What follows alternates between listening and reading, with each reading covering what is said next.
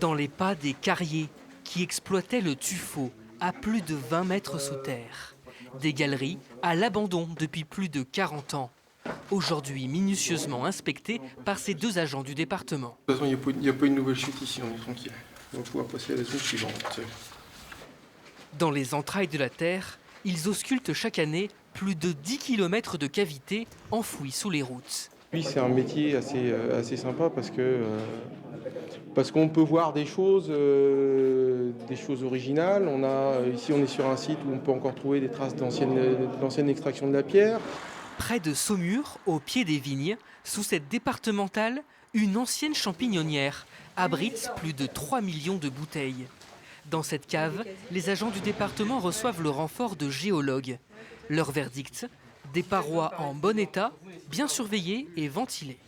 On est sur des cavités de plaine avec des descendries qui permettent d'accéder aux cavités souterraines et ensuite des galeries qui se propagent sous les terrains de surface et entre autres sous les routes départementales.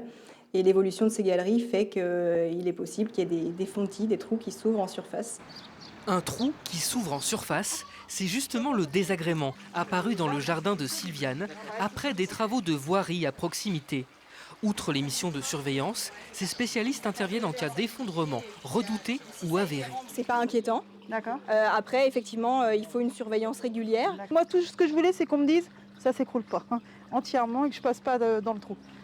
C'est tout. Là, je sais que je vais remblayer, surveiller. Dans le département du Maine-et-Loire, depuis 30 ans, 140 caves ont été entièrement ou partiellement comblées pour éviter des effondrements.